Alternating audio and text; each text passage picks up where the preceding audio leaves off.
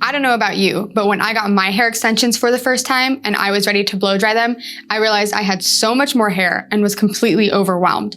It took a while, but I finally learned some tips and tricks for how to dry my hair and extensions quickly and efficiently. And in this video, I'm going to share them with you so that right from the very start, you can learn the most efficient way to dry your hair. The first thing you will want to do is prep your hair with a leave-in conditioning spray. This product detangles your hair, adds heat protection, and speeds up blow drying time as well. To start, take your hair and divide it in half. Once you do that, you will begin spraying your product into your hair, starting at the low ponytail, working your way down, using your hand as a backer so that it completely saturates your hair extensions. As you move down the hair while spraying, you really want to make sure that you get those ends completely saturated with product, because this is where our hair tends to be the driest and needs the most protections. Sometimes you can go ahead and spray a little bit in your hand and work it through those top pieces, right where your scalp is, making sure you're not getting that where your extensions are attached, because you want to keep oily products off of those attachment points. Next, I like to apply a product to my root area that gives me more volume. Personally, I love Anti-Gravity from Kevin Murphy. It's so helpful for adding volume in my really thick, heavy hair. Anti-Gravity also comes in a more lightweight spray form that's perfect for giving volume to finer hair. Both are oil-free, so they won't make your hair greasy. They plump every hair strand up to make the hair appear thicker and more voluptuous. I put a small dime-size amount to my fingers and rub it through my fingertips, and then work it just through the root area on top, above where my extensions are attached. There's no need to worry about getting this product on where your extensions are attached because it's oil-free, but it's a good idea to avoid that area and only concentrate it where your roots are, right on top. Now let's get to the fun part, the blow drying. Today I'm using the Bellamy blow dryer. It's a digital blow dryer that's super light, weighing less than 1 pound, and super fast and powerful. Now, when you get a blow dryer, it usually has one of these attachments on it. A lot of people don't have any idea what it's for. I'm going to tell you. But first, we're going to start off with blow drying.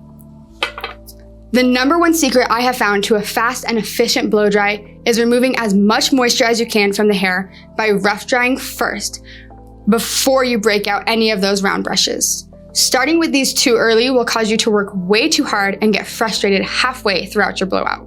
To rough dry, there really is no secret. Simply start blow drying your hair, concentrating more at the roots to remove that moisture until your hair is about halfway dry. There are heat and speed settings on most blow dryers, either on the handle or right on the side, and I recommend having yours on the highest speed and heat for this first part. How dry you get it is really based off your hair type. If you have naturally pretty straight hair, then you can get your hair almost 100% dry before breaking out those round brushes. However, if you have more coarse or frizzy and curly hair, I recommend blow drying until that frizz starts to come up and then stop. If you keep going a little further, that frizz will get really crazy. Here's another pro tip. If you have cowlicks in the front of your hairline or have a hard time getting your bangs to do what you want, start your blow drying right in the front before doing anything else. Take a comb and blow dry your hair one side to the other. It may sound crazy, but this is going to confuse that cowlick and make it easier to style in the end. The more you let your natural hair dry the way it wants to, the harder that cowlick will be to get out later. Now that bang area is pretty much dry, we really want to focus next on getting where our extensions are attached very dry before we start moving on to anything else. Remember, do not pull or tug on your extensions while where they are attached is still wet, as this can cause them to slip. It's only when the attachment point is completely dry that we can continue to move on with any type of brushing. Pro tip, it's best to brush your hair before you get in the shower, so that way you don't end up with too much detangling at this point.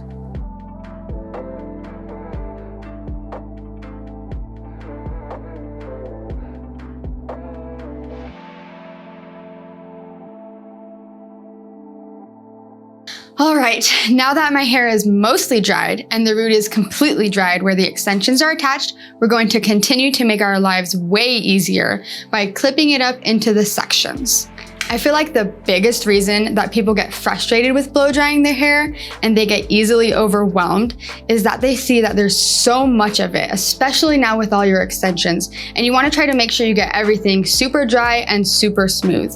That's why I recommend taking it in sections first. It takes just a few seconds to do, and it will cut a significant amount of time off of your blow drying. When I choose my sections, what I do is take the top section first. So in my case, if you have extensions, you're always going to go above where that top row is, right above that highest section. And you're gonna put that up, twist it into a clip. My favorite is the alligator clips, looks like this one, but you can use those normal clips as well. And I'm gonna set that right on top of my head. Then I'm going to continue and do horizontal sections across the round of my head until I reach the last section. The next thing we need to do is choose a round brush. There are two things to consider when you're looking for the perfect round brush: the size and the materials. I recommend using a larger round brush for longer hair like mine, or when you want your blowout to be more straight. When your hair is shorter or above your shoulders, you want your hair to flip more or curl a little bit, you can go for a slightly smaller round brush. The second thing you're looking for is the materials. As you can see, these bristles are slightly different from each other and how they look, and what they do is going to change how you get your results. This first brush is made with boar bristles. This brush has a little bit more grip and creates a little more shine and smoothness in your hair. This brush is ceramic. This smooth material is going to conduct a little bit more heat, giving you a more natural bounce. It's also easier to create more flip and soft wave in the hair with a ceramic brush. Now to solve the mystery of what this is and how we use it. This is called the concentrator, and it concentrates the airflow from your blow dryer, allowing you to control the direction. Why is this important? It gives you more smoothness in your blowout, and here's why. As we blow dry the hair, we want to direct the heat down the hair strand. Our hair cuticle faces down, all in the same direction. And when we direct our heat and airflow going in that direction, we get a smoother result, eliminating frizz. Now that I've got my bottom section ready, I'm going to divide it in half, put my concentrator onto my blow dryer, and get ready to round brush.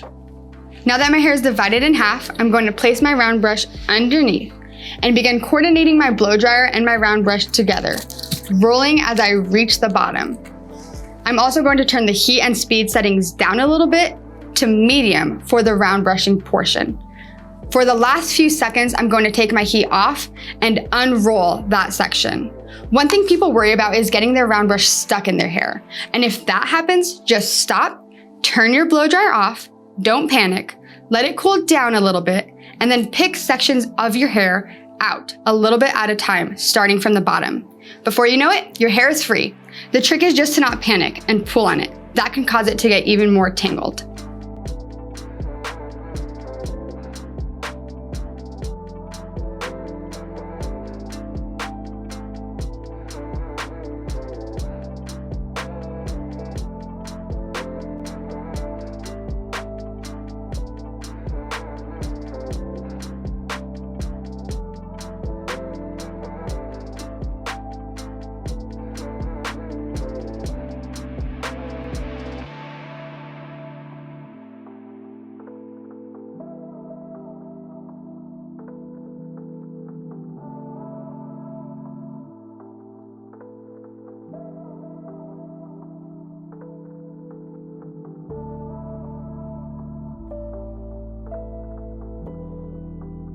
All right, now for the last section. This is where a round brush is going to come the most in handy.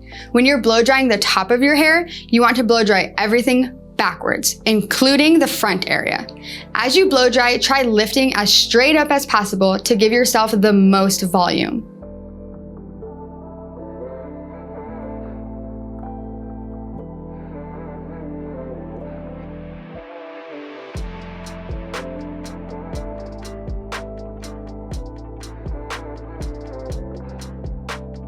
Now that I'm completely done blow drying my hair, I'm gonna run my fingers through my scalp, down through the ends, and make sure there's no cool spots. You wanna make sure your hair is completely warm. That means that the hair is totally dry and it'll be a smooth, sleek result. At the end, I also sometimes like to add in a hydrating oil or a serum just through my ends for a little added shine. And I start at the low ponytail and work my way down just to add that in there. And there you go. That's how you get a voluptuous, fluffy, smooth blowout with your extensions using a blow dryer and a round brush that will last you for days.